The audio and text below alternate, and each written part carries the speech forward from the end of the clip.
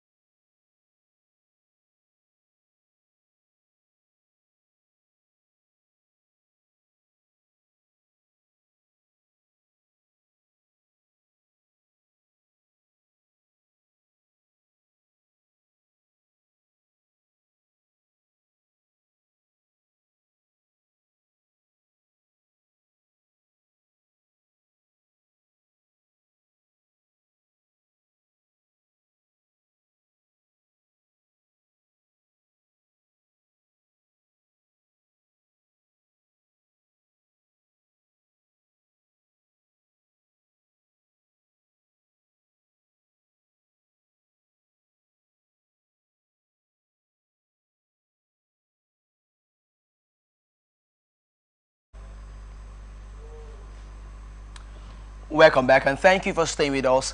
Lagos Chamber of Commerce and Industry, LCCI, has partnered with the China Foreign Trade Center, CFTC, for the 137th Canton Fair to strengthen trade relations and explore new markets. LCCI President Mr. Gabriel Idahosa announced this during a news conference on Monday in Lagos. He stated that the fair, scheduled from April 15 to May 4 in Guangzhou, China, would connect Nigeria's businesses, manufacturers, and producers with their Chinese counterparts. It also expressed confidence that the partnership will create new market opportunities and foster stronger economic ties. President of the Manufacturers Association of Nigeria, Francis Meshoye, highlighted the positive impact of international business collaborations in fostering growth and innovation. He noted that Nigeria remains China's largest trading partner in Africa, although the trade balance currently favors China. I am, however, optimistic that this will balance out as Nigeria enhances local manufacturing and adds value to export items, he said. Ambassador Bolaji Akinremi, Director of Economic Trade at the Federal Ministry of Foreign Affairs, acknowledged the long-standing strategic relationship between Nigeria and China. He noted that in 2024, both countries agreed to elevate their relationship to a comprehensive strategic partnership. Akinremi added that the fair would support Nigeria's non-oil trade ambitions, align policies, boost local enterprises, and strengthen economic diversification. He revealed that the House of Representatives would soon pass a legislative agenda to further deepen China-Nigeria trade relations. More Nigerians are learning Chinese, while many Chinese are also learning Nigerian languages, strengthening trade ties in the near future, he said. He emphasized that the fair as a global trade hub would benefit Nigerian businesses by providing industrial diversity and extensive networking opportunities. It will facilitate market expansion, bilateral economic growth, and partnership development, he added. Akinremi also announced that visa processes had been simplified for Nigerian business owners.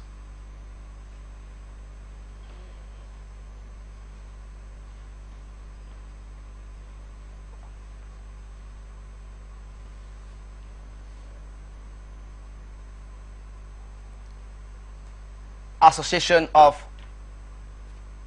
Road Transport Owners, Maritime Workers Union of Nigeria, and Association of Maritime Truck Owners, AMATO, has issued a 3-day ultimatum to the Lagos State government demanding the immediate disbandment of 2 committees for alleged extortion and harassment of truck operators. Simply known as NMA, representing the initials of the 3 unions, the coalition issued a notice of service withdrawal yesterday to the Nigerian Shippers Council (NNC), Lagos State Governor, Commissioner of Police, Port Authority Police Command, Lagos State Commissioner for Transport, and the Director, Department of State Services (DSS), Lagos State. In a notice by the Secretary General and available to newsmen, NMA condemned the Lagos State Committee on removal of abandoned vehicles and the Special Traffic Management Committee and Enforcement Team for increasingly provocative and exploitative activities. According to the transport operators, these committees, which were initially established to ease traffic congestions around the Lagos port, have left their mandate for arbitrary arrest and imposition of excessive penalties ranging from 200,000 naira to 400,000 naira per truck. Also, the supply of premium motor spirits may be disrupted next week as the Independent Petroleum Marketers Association of Nigeria, IPMAN, issued a 7-day notice for industrial action over unpaid bridging claims and arrest of about 16 drivers and 20 trucks. NMA further alleged that payments were being funneled into private accounts instead of government coffers. It cited a recent incident that involved trucks released from the Lily Pond frigate by the Nigerian port authorities, which were subsequently intercepted and impounded by committee members. Kogi government says it has increased daily water supply from 1 million litres to 2 million litres as part of its efforts to improve potable water supply in the state. The Commissioner for Water Resources, Mr. Farouk Yahaya, said this on Monday while monitoring the distribution and efficiency of the upgraded Greater Lokoja waterworks and supply channels in some parts of Lokoja metropolis. Yahaya expressed satisfaction with the increased production capacity but raised concerns over residents' negligence in maintaining their service lines, particularly in Angwan, Tiv, where broken pipes remain in bad condition despite government's interventions. He commended Governor Ahmed Ododo for ensuring the intervention that led to the current repairs and maintenance work on water supply facilities in the state capital. If we receive uninterrupted power supply for 24 to 36 hours, we can fill the 3.5 million litre reservoir and ensure steady distribution across key areas, he said. He further said that government was working hard to address the damage caused by the devastating impact of the 2022 flood on the Lokoja waterworks. According to him, the impact affected the electromechanical equipment of the facility, thereby causing delays in the rehabilitation. We have engaged stakeholders, committee leaders, and even volunteer groups to address these issues. Some residents continue to neglect their service lines, expecting the government to take responsibility for their negligence. Moving forward, we may cut off supply to affected areas until necessary repairs are made, the Commissioner said. He also said that the governor had directed that the old Lokoja waterworks be upgraded to sustain water distribution in the state capital. He said the Yahaya urged residents to take responsibility for maintaining their household water connections.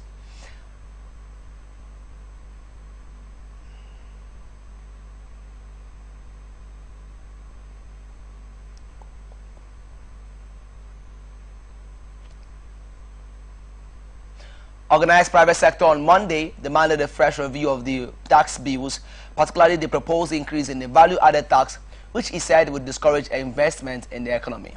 The Association of Capital Market Academies of Nigeria and the Nigerian Association of Chambers of Commerce, Industry, Mines and Agriculture were concerned by the planned hike in VAT from the current 7.5% to 10% in 2025, 12.5% in 2026 and 15% by 2030, as well as the proposed removal of the sections of the tax bills related to free zones.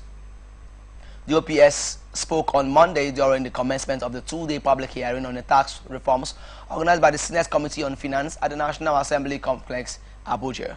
The proposed tax reforms included the Joint Revenue Board Bill, the Nigeria Revenue Service Establishment Bill, the Nigeria Tax Administration Bill, and the Nigeria Tax Bill. Although the four bills were eventually passed for a second reading in November by the Senate, they were met with hostility at the House of Representatives, where the Northern lawmakers took sides with their governors that the bills be withdrawn for further consultation. The Northern Governors Forum kickstarted its opposition against the bills, followed by the Nigeria Governors Forum and the National Economic Council. They advised President Bola Tinubu to withdraw the bills for wider consultations. Prominent Northern political leaders, including former Vice President Atiku Abubakar, governors of Bauchi and Borno State, Bala Mohammed and Babangana Zulum, respectively, as well as former Sokoto State Governor Aminu Tambuwal, also kicked against the bills, arguing that they were designed to favor a section of the country to the detriment of the northern region. The senator representing Borno State, South Senatorial District of Borno State, Ali Ndume, and his counterparts from Bauchi Central Senatorial District of Bauchi State, Abdul Nengi, led the opposition against the bills at the Senate. The 48 Northeast lawmakers from Bauchi, Gombe, Adamawa, Taraba, Borno, and Yobe states in the Green Chamber and various northern associations and youth groups also vowed not to support the bills until they were withdrawn for further consultations. Despite the opposition, the president insisted that the bills should be allowed to pass through the legislative process, adding that aggrieved persons or entities should vent their views at the public hearings. However, a compromise was reached in January at a meeting between the Nigeria Governors Forum and the Taiwo Oyedele-led committee over the VAT sharing formula. Chibike Emmanuel, Special Assistant on Energy to the Speaker of the House of Representatives, Right Honorable Abbas Tajuddin, has called for greater youth inclusion and innovation in Nigeria's energy sector. Speaking at the Nigeria International Energy Summit 2025 in Abuja, Honorable Chibike stressed the importance of these factors in shaping the sector's sustainable future and driving Africa's industrial and economic transformation. He urged energy stakeholders to develop innovative strategies to reduce the industry's carbon footprint while ensuring sustainable energy growth.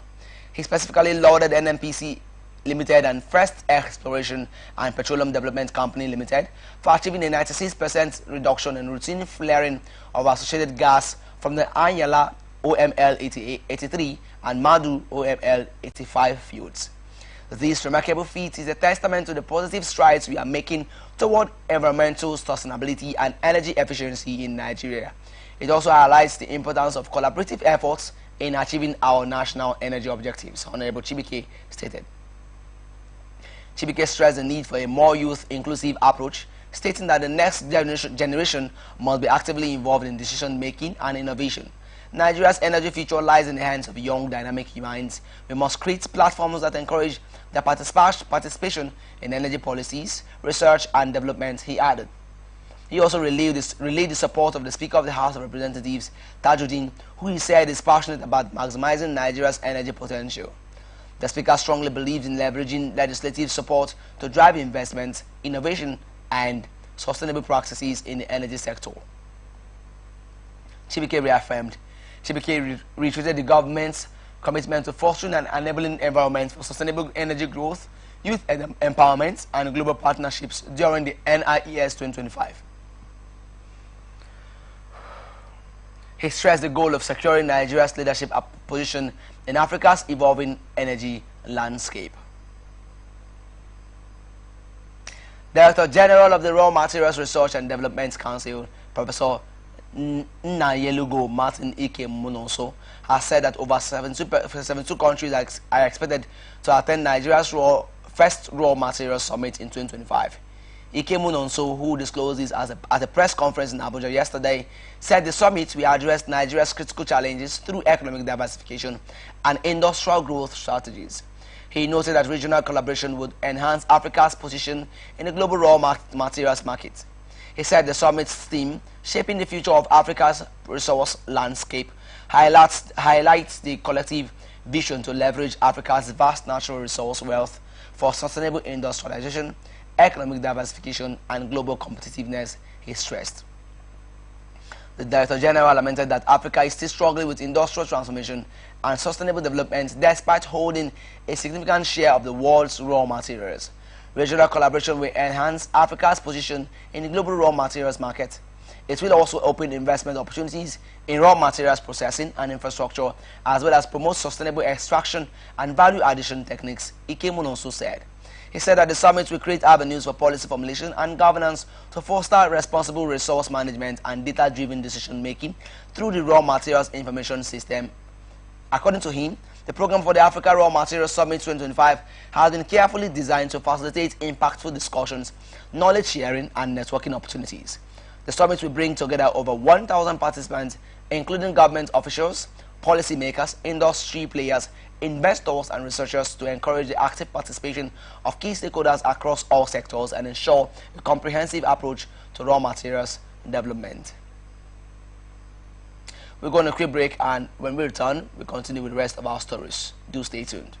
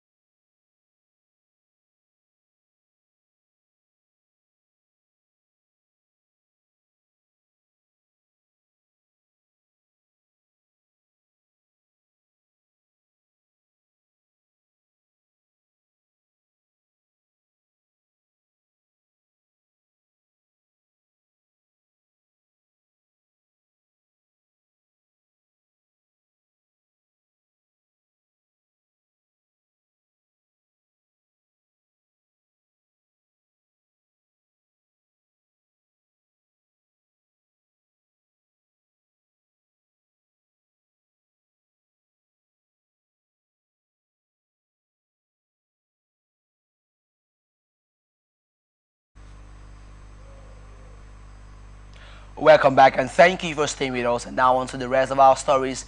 European Commission on Monday received requests from Nigeria and 23 other non-members of the Organization for Economic Cooperation and Development countries seeking inclusion in the list of nations eligible to import non-hazardous waste from the European Union. Non-hazardous waste, which accounts for 95.6% of solid waste produced in Europe, includes municipal waste such as packaging, clothing, bottles and plastics, as well as demolition materials like concrete, bricks, stones, and food waste. In a statement issued, the request was made in line with the new waste shipments regulation introduced as part of the EU's Green Deal and a Circular Economic Action Plan. The regulation aims to establish stricter rules for the shipment of waste including imports and exports between the EU and non-OECD countries. One key measure is a full ban on the export of plastic waste from the EU by November 2026.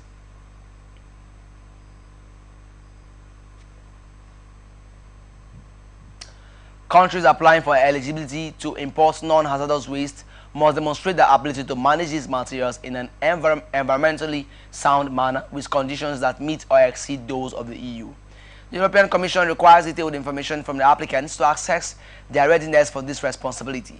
The countries that have submitted requests include Bangladesh, Bosnia and Herzegovina, Egypt, El Salvador, India, Indonesia, Kazakhstan, Malaysia, Moldova, Monaco, Morocco, North Macedonia, Pakistan, the Philippines, Saudi Arabia, Serbia, Singapore, Taiwan, Thailand, Togo, Tunisia, Ukraine, and Vietnam, alongside Nigeria.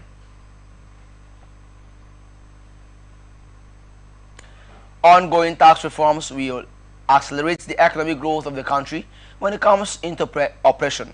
The chairman of the Presidential Committee on Fiscal Policy and Tax Reforms, Taiwo Oyedele, has said. But the chief economist at SPM Professionals, Dr. Paul Alaje, disagreed with Oyedele, saying that there are significant concerns in the proposed reform that must be addressed.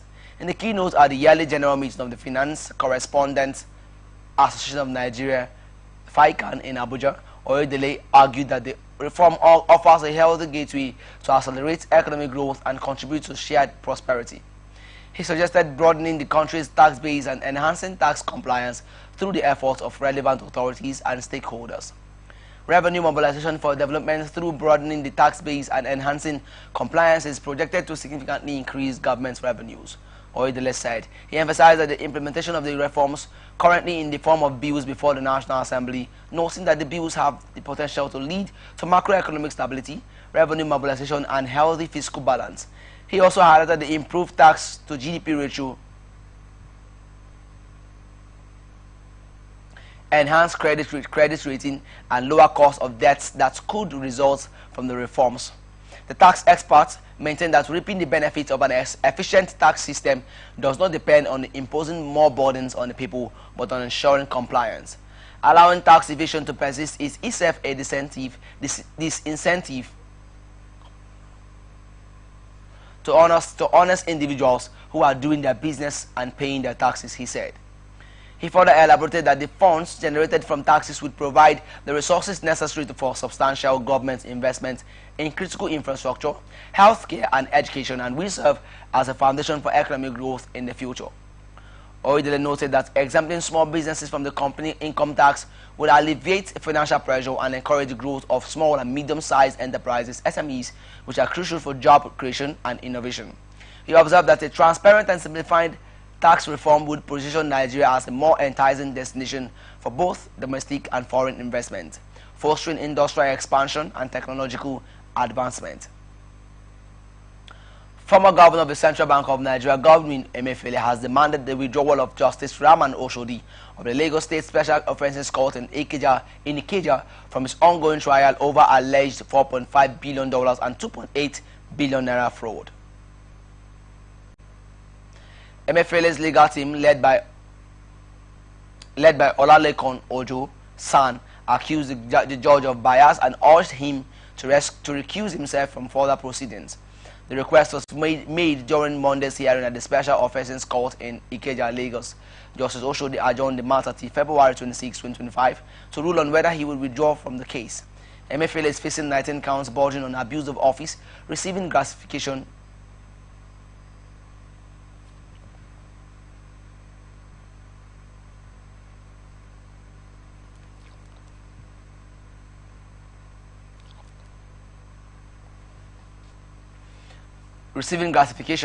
and corrupt demands brought against him by the Economic and Financial Crimes Commission. Initially, the EFCC filed 22 counts against Emefiele and a co-defendant, Henry Omoile. However, on January 8, 2025, the court struck out 4 counts relating to abuse of office, assuming the jurisdiction over the remaining charges. During Monday's proceedings, the 7th prosecution witness, Mr. John Adetola, testified that he collected $400,000 from John Ayo and delivered it to Emefiele in his office. The prosecution also sought to confirm what WhatsApp messages said to have been printed from the phone of Omoyele, Emefiele's associate. However, the defense objected, arguing that the document had only been admitted for identification and should not be used as evidence. Despite the objection, Justice Oshodi allowed the witness to read from the document.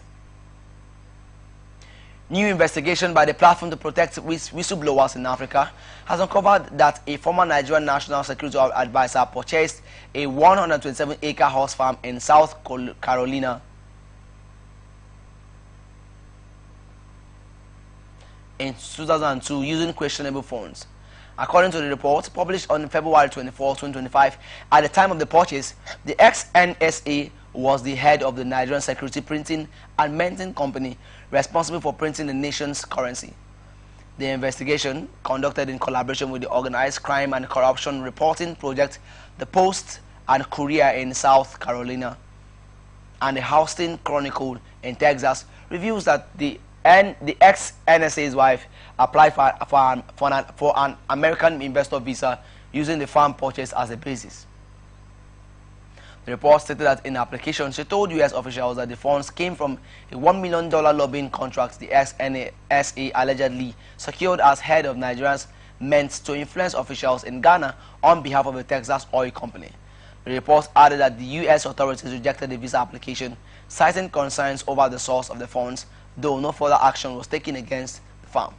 The report partly read, former Nigerian National Security Advisor purchased a 127-acre horse farm in South Carolina in 2002. At the time, he served as the head of Nigerian Security Printing and Minting, which was charged with, among others, printing Nigeria's currency.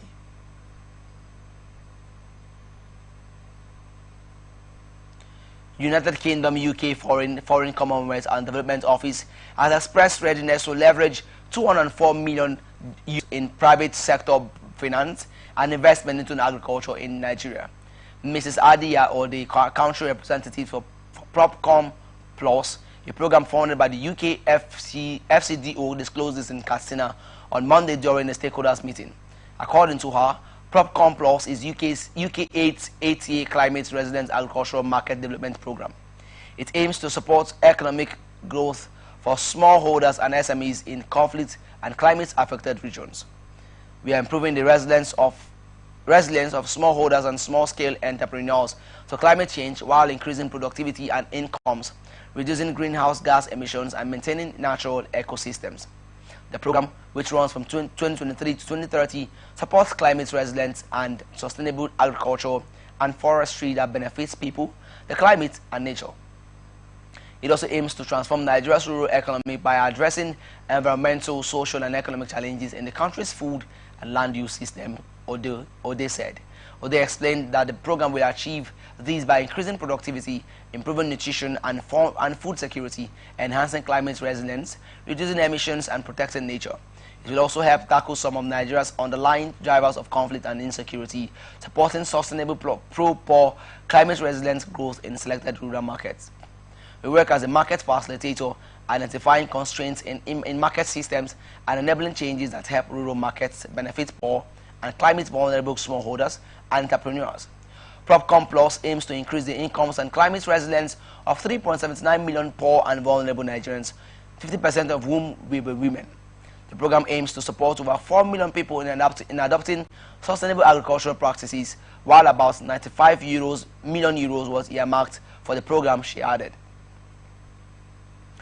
Positive expectation of the completion of the 51-kilometer Umuahia, Abia State to Ikot Ekpene, Akwa Ibom State federal road has become more realistic. Despite the contract for this road construction being awarded about 9 years ago, its completion and delivery have been delayed or even stalled despite its strategic location and economic importance as a route connecting Abia, Akwa Ibom, Cross River and River State, including part of neighboring Cameroon. It is now hopeful completion is predicated on the approval by the federal government via an executive order for the transfer of its funding to the Nigerian National Petroleum Company Limited (NNPCL) through the road tax credit scheme and another approval of 14.37 billion naira. Augmentation by the Federal Executive Council on February 3, 2025. The immediate past two-term Ikwano and Umaya lawmaker in the House of Representatives, Sam Onibu, made this known during the Ikwano and Umaya stakeholders meeting held yesterday on the road in Umaya. The Abia State capital showered commendation on President Bola Tinubu, describing this as one of his special interests in the welfare and affairs of the Southeast Zone. He said, one beautiful fact to note at this stage is that this approval came before the annual appropriation bill is assented to, which clearly shows the importance President Tinubu attaches to this important economic artery road. Honorable Onibu, who is now the Southeast representatives on the governing board of the Northeast Development Commission, recalled his efforts that facilitated the award of the road contract, including its various strides towards its full execution and palliatives therein. He said, as a former member of the House of Representatives, who initiated some of these moves to tackle infrastructural needs of my people in my constituency, I feel obliged to always speak on issues emanating from this ongoing project.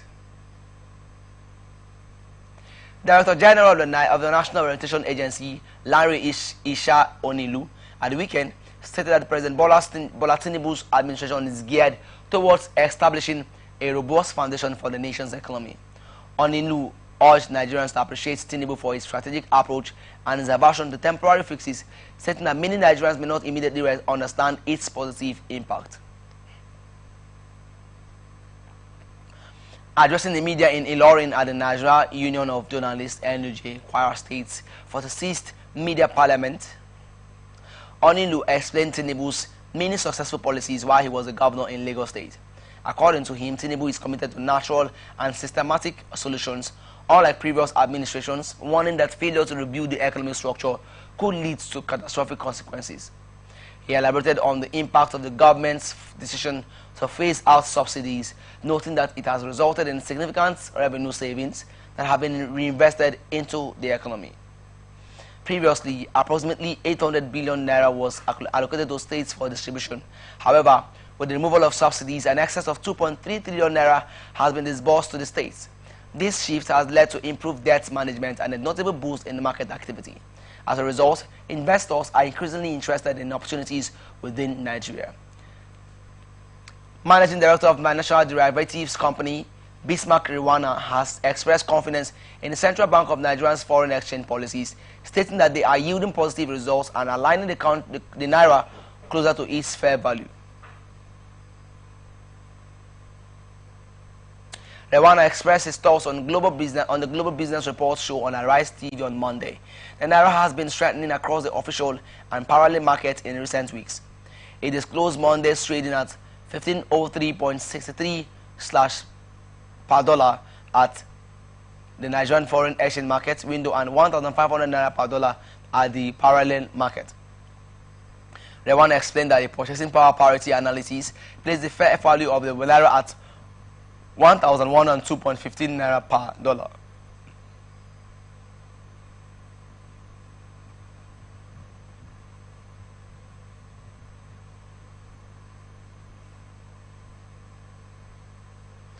Meaning the currency is currently 26.35% undervalued. He noted that while intervening to protect an overvalued currency can distort market forces, supporting an undervalued currency helps correct misalignment.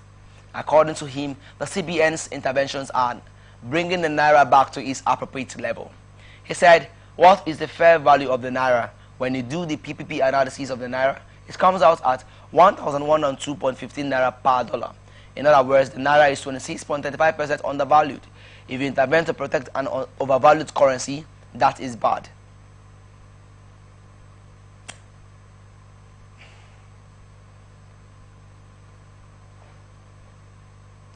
But if you intervene to support an undervalued currency, you actually bring in the currency back from its misalignment to its alignment.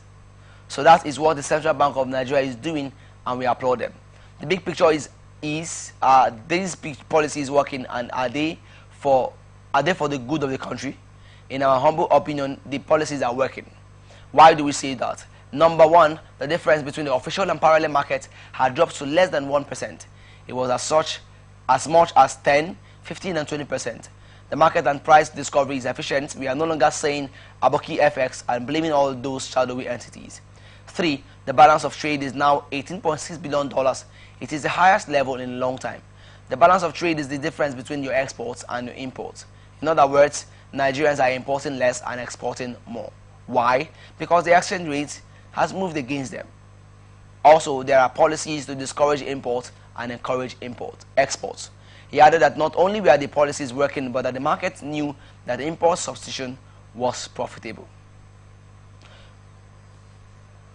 And now on to the global market. Global shares traded cautiously higher on Tuesday in light of growing evidence of a softening in the U.S. economy ahead of earnings from Nvidia, while the euro eased below the one-month highs that followed Germany's weekend election. Investors were rattled early on by an order from U.S. President Donald Trump to limit Chinese investments in strategic areas such as chips, AI, and aerospace. Having pushed stocks on both sides of the Atlantic to record highs this month, investors are getting uneasy, and Wednesday's results from Nvidia, which has come to characterize the boom in artificial intelligence investment, could prove instrumental in setting the mood for the remainder of the quarter. In Europe, the stock 600 rose 0.2%, while the euro steadied around $1,047, having topped $1.05 for the first time in a month on Monday, after Friedrich Merz's opposition conservatives won Germany's national election. The euro is up around 1% so far this year, but is still one of the worst performing major currencies against the dollar, given its high exposure to the risk of tariffs. Trump's planned duties on U.S. imports risk pushing up domestic inflation, while his mass firings of government employees could impact the labor market just when the Federal Reserve needs room to cut interest rates. UK's benchmark stock indexes advanced on Tuesday, boosted by heavyweight financial stocks, including banks, while Unilever shares came under pressure after its CEO's surprise exit. The blue chip FTSE 100 was up 0.4%, poised to end a 5-day losing streak, while the mid-cap FTSE 250 rose 0.2%. Unilever shared 1.6% after surprising investors by replacing CEO Hein Schumacher with finance chief Fernando Fernandez, tasked with revitalizing the consumer group's performance. On the bright side, the bank's index advanced 2% to its highest level since 2008 after a near 1% fall in the last session, with heavyweight HSBC rising 2.3%. London-listed Georgian bank Lion Finance Group jumped as much as 9.8% to a record high, following a 55.2% growth in fourth quarter group net interest income, making it the top gainer on the FTSE Mid-Cap Index. The lender also approved a share buyback and cancellation program of 107.7 million Georgian lari, which is $38.74 million. Another earnings-driven move was Smith Plus Nephew, which rose 5.2% after the medical products maker reported annual sales and profits broadly in line with expectations.